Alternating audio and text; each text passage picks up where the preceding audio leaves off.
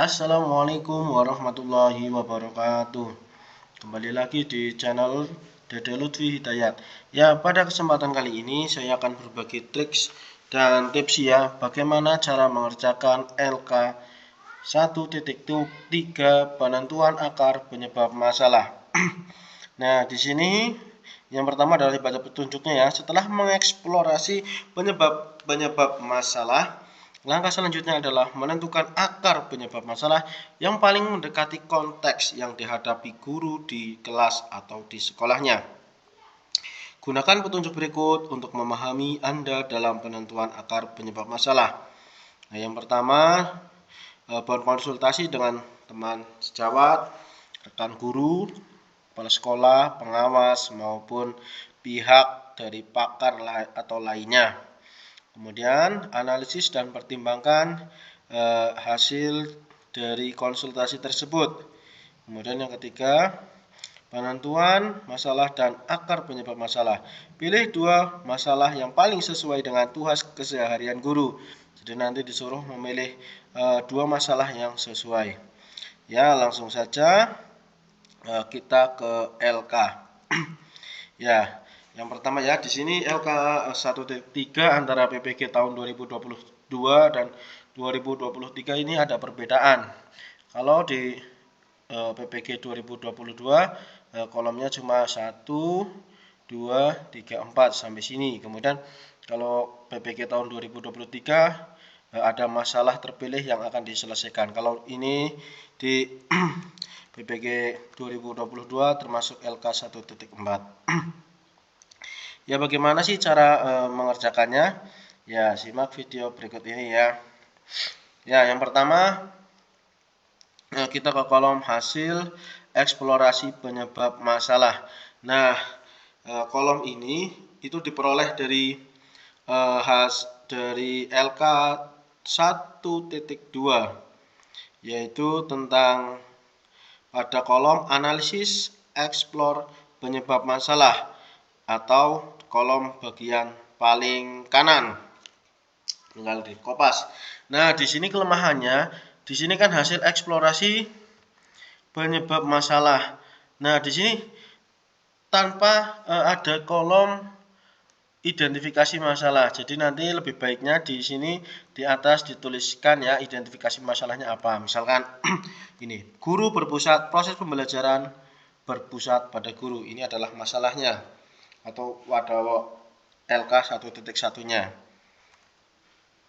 Nah, kemudian masalahnya adalah proses pembelajaran berpusat pada guru. Dari hasil eksplorasi penyebab masalahnya disebabkan oleh 4 faktor ya. Yang pertama, guru sudah nyaman menggunakan metode pembelajaran konvensional. Yang kedua, guru kurang percaya diri menggunakan teknologi ketika pembelajaran. Kemudian yang ketiga, guru kurang antusias dalam membuat media pembelajaran yang menarik. Kemudian yang keempat, guru belum mampu membuat perencanaan pembelajaran yang baik. Untuk mengisi kolom kedua, akar penyebab masalah, di sini dari keempat hasil eksplor penyebab masalah ini dipilih ya, masalah mana yang sebagai masalah penyebab utama dari masalah proses pembelajaran berpusat pada guru. Jadi dari eksplor penyebab masalah yang ada 4 itu dipilih satu. Kira-kira masalah utamanya mana sih yang menyebabkan proses pembelajaran masih berpusat pada guru?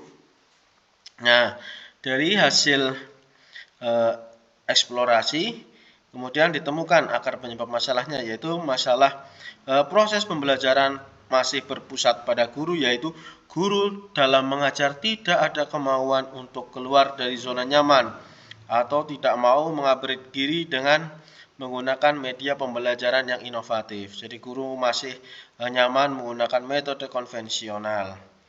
Nah, kemudian kolom yang ketiga, analisis akar penyebab masalah atau data pendukung. Kita mengatakan bahwa proses pembelajaran berpusat pada guru masalahnya karena guru tidak mau atau tidak mampu keluar dari zona nyaman atau masih menggunakan metode ceramah. metode pembelajaran konvensional disebabkan oleh apa? Nah, yang pertama, data pendukungnya adalah yang mendukung bahwa masalah tersebut karena disebabkan mengajar tidak adanya guru mau mengupgrade diri ya. Yang pertama, penyebab proses pembelajaran berpusat pada guru adalah guru nyaman menggunakan metode pembelajaran yang konvensional dan guru kurang mengembangkan bahan pembelajaran. Kemudian guru sudah nyaman menggunakan metode ceramah dan malas membuat media pembelajaran. Kemudian guru belum membuat media pembelajaran dan belum membuat perencanaan pembelajaran yang baik. Nah, itu masalah yang pertama. Kemudian masalah yang kedua, ini tentang minat baca siswa yang rendah. Hasil eksplorasi penyebab masalah yang pertama, motivasi minat baca siswa rendah. Yang pertama disebabkan motivasi siswa dalam membaca masih rendah. Kemudian pembiasaan membaca belum berjalan dengan baik. Kemampuan membaca siswa masih banyak yang rendah atau belum lancar. Perpustakaan belum digunakan dengan maksimal. Kemudian yang kelima, bahan bacaan yang tersedia di perpustakaan masih terbatas.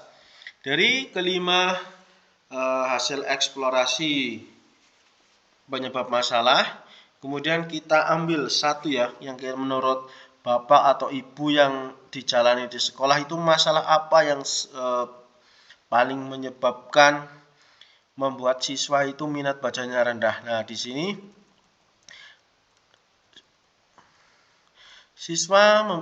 minat baca siswa rendah disebabkan oleh kurangnya pembiasaan, kurangnya adanya pengawasan dan dari guru saat proses pembiasaan membaca. Jadi tidak adanya pengawasan guru dalam pembiasaan membaca. Nah, kemudian kolom yang ketiga, analisisnya atau data pendukungnya. Yang pertama, guru belum adanya pembiasaan membaca dan kemampuan membaca siswa yang masih rendah. Jadi belum adanya pembiasaan membaca, misalkan sebelum pembelajaran membaca 15 menit. Nah, ini belum ada. Kemudian kemampuan membaca siswa juga masih rendah. Kemudian yang kedua, siswa tidak memiliki motivasi untuk membaca dan siswa menganggap membaca adalah kegiatan yang membosankan. Kemudian yang ketiga, kemampuan membaca siswa yang masih rendah dan belum guru memanfaatkan perpustakaan dengan baik. Guru belum memanfaatkan perpustakaan dengan baik. Jadi proses peminjaman buku belum berjalan. Nah, kemudian pada permasalahan yang ketiga, ya, dari sini kira-kira masih menyebabkan kebingungan apa tidak ya? Yang pertama di sini, nah ini karena tidak ada kolom identifikasi masalah, jadi ini yang di bold atau yang dihitamkan ini, yang ditebalkan adalah masalahnya. Kemudian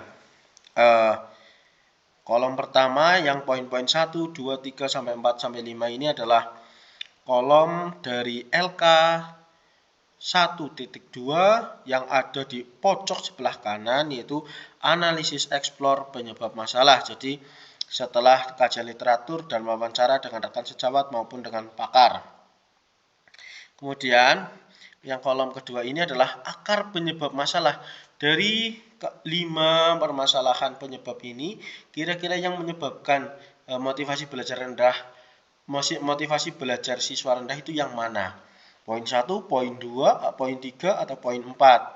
Nah, kemudian yang di sini adalah data pendukung. Oh, misalkan motivasi belajar siswa rendah karena guru belum menerapkan metode pembelajaran yang inovatif. Misal bukti pendukungnya adalah guru belum mampu menerapkan pembelajaran yang menyenangkan. Nah, jadi guru pembelajarannya masih itu terus. Belum adanya media, belum adanya benda konkret. Nah, kemudian yang kedua, kurangnya pendampingan dari guru. Nah, guru diberikan penjelasan, kemudian diberi tugas, lalu ditinggal ke kantor. Kemudian yang ketiga, pembelajaran menggunakan metode ceramah. Nah, ini pembelajaran masih menggunakan metode ceramah. Itu analisis dari motivasi belajar siswa yang rendah. Motivasi belajar siswa yang rendah disebabkan yang pertama, kondisi lingkungan siswa. Yang kedua, siswa belum memahami manfaat pendidikan untuk masa depan. Siswa merasa kemampuan yang dimiliki jauh di bawah dari temannya. Yang keempat, guru belum menerapkan pembelajaran yang menyenangkan. Kemudian, yang kelima, kurangnya pendampingan dari guru saat pembelajaran. Nah, dari 5 masalah tersebut dipilih masalah mana sih yang sebagai penyebab utama. Nah, ternyata penyebab utamanya adalah saat pembelajaran, guru belum menerapkan metode pembelajaran yang inovatif. Hal ini dibuktikan dengan adanya guru menerapkan pembelajaran yang belum menyenangkan, belum mampu menerapkan pembelajaran yang menyenangkan, kurangnya pendampingan dari guru. Kemudian pembelajaran menggunakan metode ceramah, hanya menggunakan metode ceramah. Nah, kemudian permasalahan yang keempat, pemanfaatan teknologi atau inovasi dalam pembelajaran kurang maksimal. Nah, hal tersebut disebabkan oleh yang pertama, kurangnya pengetahuan IT dari guru, sarana dan prasarana yang sangat terbatas. Yang ketiga, guru tidak ada kemauan untuk maju atau belajar sendiri. Kemudian yang keempat, guru menganggap buku sebagai sumber belajar, satu-satunya sumber belajar. Akar penyebab masalahnya adalah guru belum memiliki kesadaran tentang pemanfaatan teknologi dalam pembelajaran. Jadi guru belum sadar tentang pentingnya IT dalam proses pembelajaran. Hal tersebut yang pertama disebabkan atau dibuktikan dengan bukti dukung kurangnya pengetahuan guru tentang IT dan sikap guru yang tidak mau mengikuti perkembangan zaman. Jadi guru sudah pasrah ya, sudah tidak mau belajar lagi tentang perkembangan zaman. Kemudian yang kedua, guru menganggap sumber belajar hanya buku tema saja. Kemudian yang ketiga, kemampuan IT guru yang rendah. Dari keempat masalah tersebut, kemudian pada kolom keempat, kira-kira masalah yang urgent, yang harus diselesaikan, yang harus segera diatasi untuk PPL itu masalah mana saja. Nah, di sini saya memilih motivasi belajar siswa yang rendah dan juga yang kedua, pemanfaatan teknologi atau inovasi dalam pembelajaran kurang maksimal. Jadi nanti untuk fokus PPL-nya saya mengambil masalah tentang motivasi belajar siswa rendah dan juga pemanfaatan teknologi yang kurang maksimal. Sekian tentang penjelasan dan cara mengerjakan LK 1.3. Semoga bermanfaat bagi Bapak Ibu guru semua. Billahi taufiq wal hidayah. Wassalamualaikum warahmatullahi wabarakatuh.